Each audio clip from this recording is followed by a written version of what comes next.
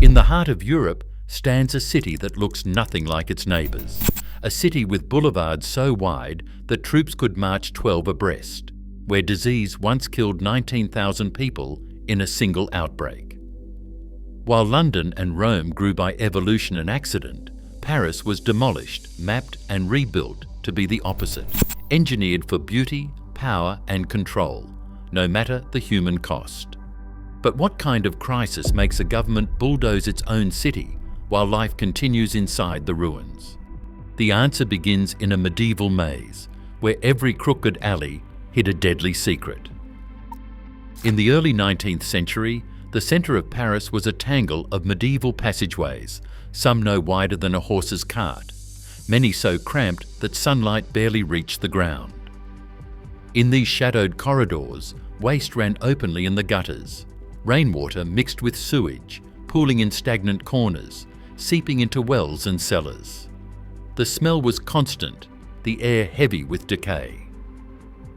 Overcrowding forced families into rooms stacked above shops, with little ventilation or privacy. The city's heart pulsed with commerce and life, but also with disease. In 1832, cholera swept through Paris. The epidemic moved fast, striking hardest in the city's oldest, densest quarters. Within months, nearly 19,000 Parisians were dead, roughly 1 in 40 residents. The worst-hit neighbourhoods clustered around Ile-de-la-Cité, Les Halles and Saint-Marcel, where narrow alleys and packed tenements created a perfect environment for contagion. Official health reports charted the devastation, mapping the highest mortality rates onto the very districts where the streets were most labyrinthine and the water most polluted. Doctors and city officials traced the outbreak to contaminated wells, overflowing cesspools, and the inability to clear filth from the city's tangled core. Charles de Lescluze, chronicling the crisis, described families carried out by the cartload, neighbours afraid to touch the sick, and entire blocks emptied in days. The city's infrastructure, designed for a medieval population, was overwhelmed by the demands of modern urban life. The scale of death forced the authorities to confront what had long been ignored. The very layout of Paris was a threat to its survival. Prefect Rambuteau, charged with managing the aftermath, pleaded for AIR and water, not as luxuries, but as necessities. He argued that only by breaking open the city's suffocating maze could future epidemics be prevented. His warnings echoed through official reports and public debates. The link between street width and mortality became undeniable. Paris was not just dirty, it was dangerous by design.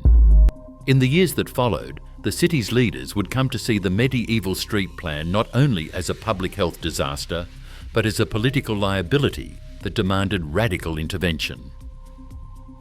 Paris was not only a city of disease and decay, it was a city built for revolt.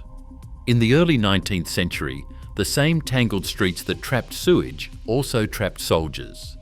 Whenever unrest erupted, crowds could vanish into alleyways or block passage with whatever was at hand. Barricades rose in minutes, carts, paving stones, beds, doors, even uprooted trees piled across the narrow lanes. The city's geography became a weapon. Victor Hugo described streets where the barricade was everywhere and nowhere, appearing and dissolving like smoke. The pattern repeated itself through the decades. In 1830, barricades cut off entire quarters from royal troops. In 1848, during the February and June days, the city's core became a battlefield. Eyewitnesses counted hundreds of barricades, some stretching for blocks, others thrown up at a single intersection. The Faubourg Saint-Antoine, the Marais, and the streets near Les Halles became strongholds. Military reports from the time describe cavalry units halted by piles of debris and artillery teams forced to abandon their guns after failing to manoeuvre around sharp corners. The army's advantage in firepower meant little when cannons could not be brought to bear, and infantry columns broke apart in the labyrinth. The 1848 revolution drove the point home. For days, government forces struggled to retake the city, advancing street by street, often under fire from upper windows. Barricades did not just block movement, they channeled the fighting, turning neighbourhoods into fortresses. Official memos and military manuals from the era analysed these tactics in detail, warning that as long as Paris kept its medieval street plan, it would remain vulnerable to insurrection. The city's very shape made it ungovernable in moments of crisis. After the dust settled, the lesson was clear for those in power. The old city was not just unsanitary, it was a threat to the regime. The memory of 1848 lingered, shaping every debate about urban reform. When Louis Napoleon Bonaparte seized control in 1851, he did so with a deep understanding of how space and power were intertwined. The next chapter in Paris's history would be written not by barricade builders, but by those determined to erase the maze itself. In 1853, Georges Eugène Haussmann took office with a mandate and the means to redraw Paris from the ground up. The numbers that followed are unlike anything seen in a living European city. Over the next 17 years, nearly 20,000 buildings were razed, homes, shops, and entire medieval blocks erased from the map. In their place, 40,000 new structures rose, each built to a standardized height and aligned along the fresh axes of the city. The transformation was not piecemeal. It was measured, deliberate, and totalizing. 85 miles of new boulevards cut straight through the old neighborhoods, slicing across quarters that had once been dense with twisting alleys.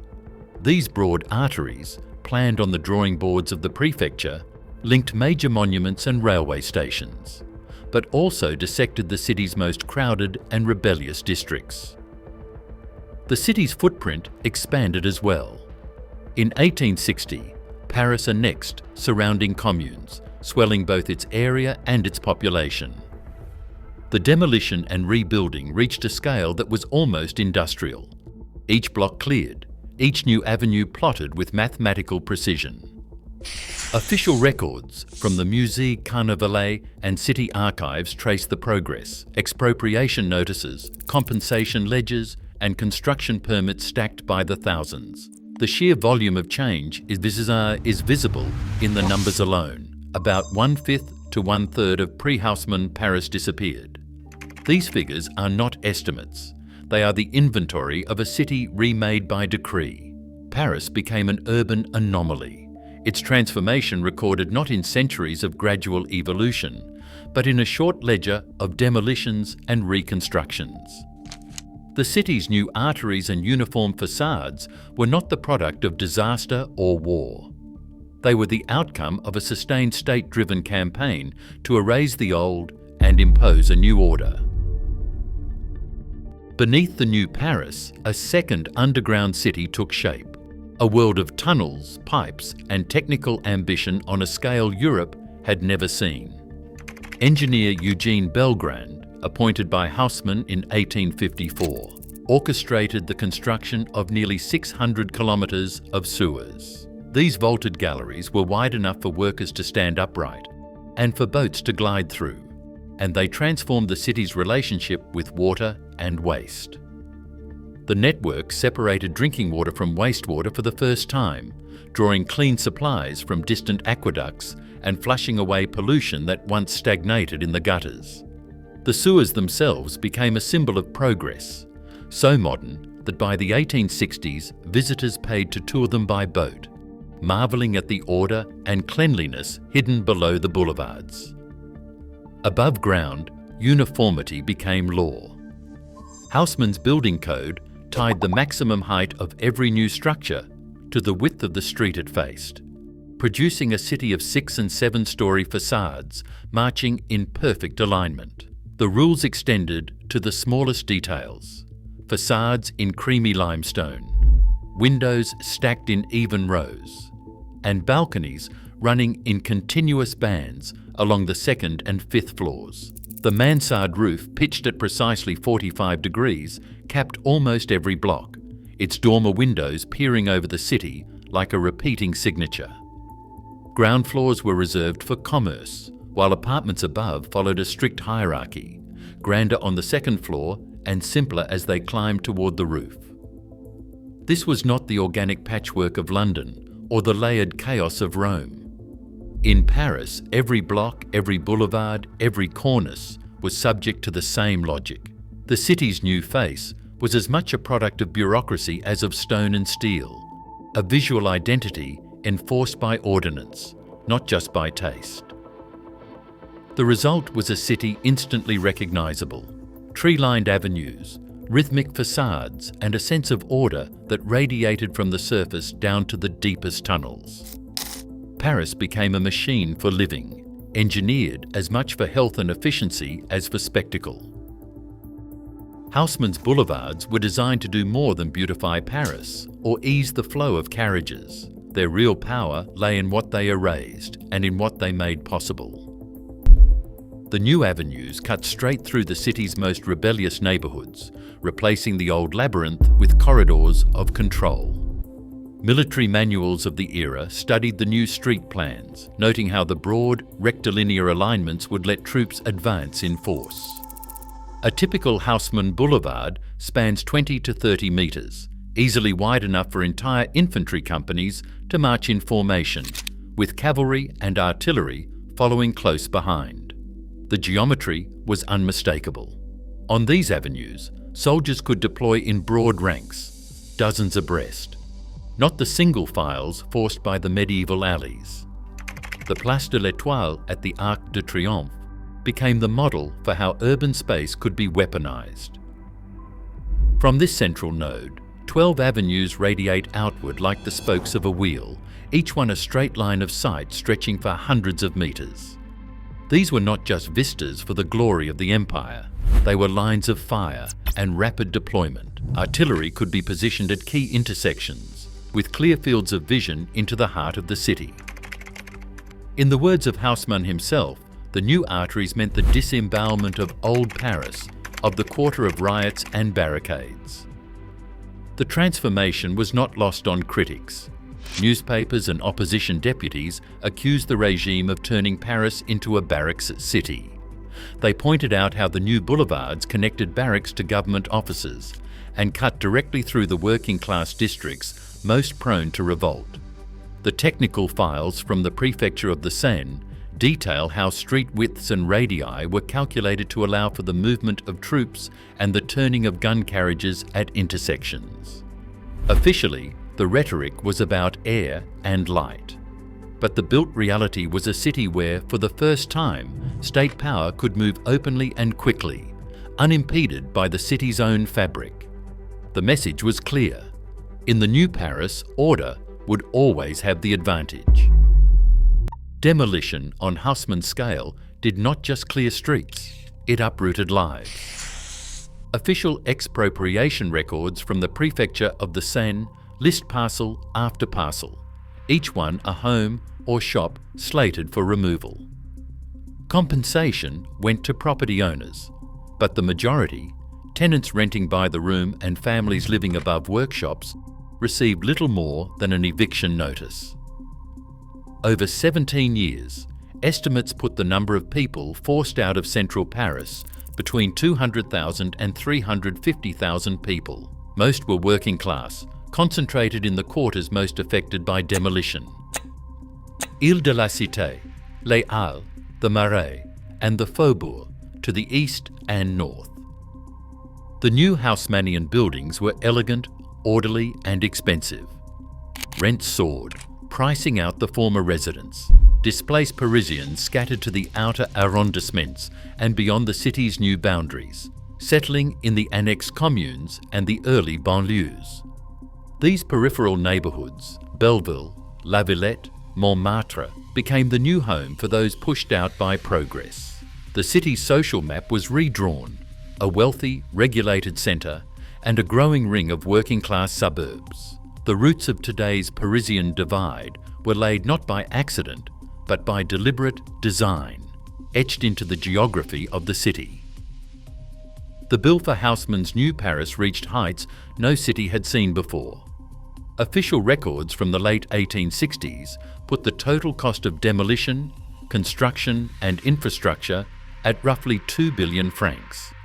Some estimates climb closer to 2.5 billion, when including state-backed projects and works completed after Haussmann's dismissal.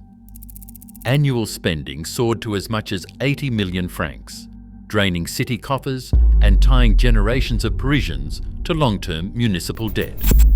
To keep the machine running, Haussmann relied on a tangle of municipal bonds, off-budget companies and land speculation, buying up property at expropriation prices, and then reselling parcels after the boulevards cut through.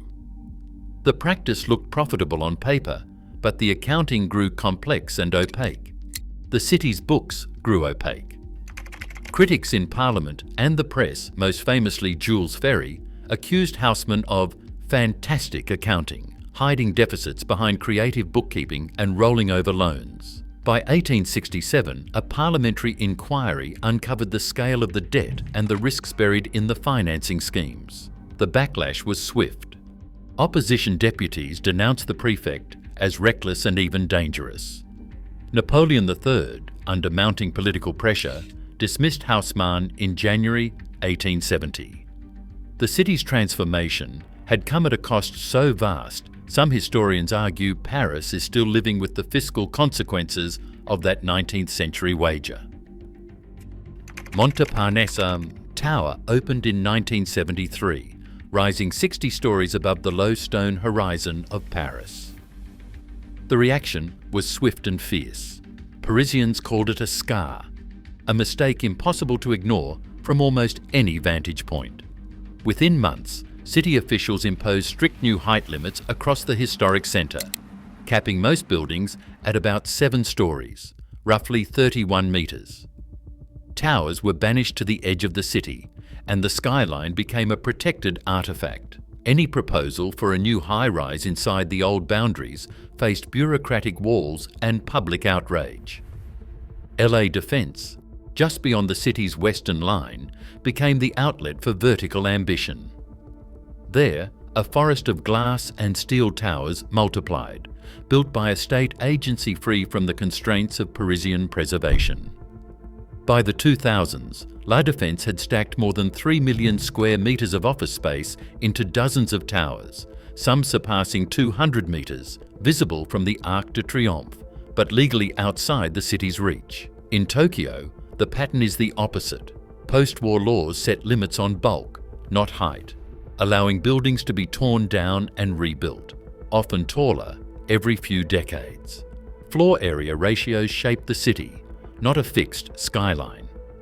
Where Paris preserves its 19th century face at all costs, Tokyo's cityscape is always in motion, renewed, replaced, never frozen in time. The question hangs in the air: is permanence a virtue or a form of paralysis? Today, Paris remains a city shaped by control, its beauty inseparable from the power that forged it. As debates over housing, inequality, and urban identity intensify, the Haussmann blueprint still locks opportunity and exclusion into the city's very walls. The question isn't how Paris looks, but who gets to belong inside its perfection. The answer continues to define the city's promise and its price.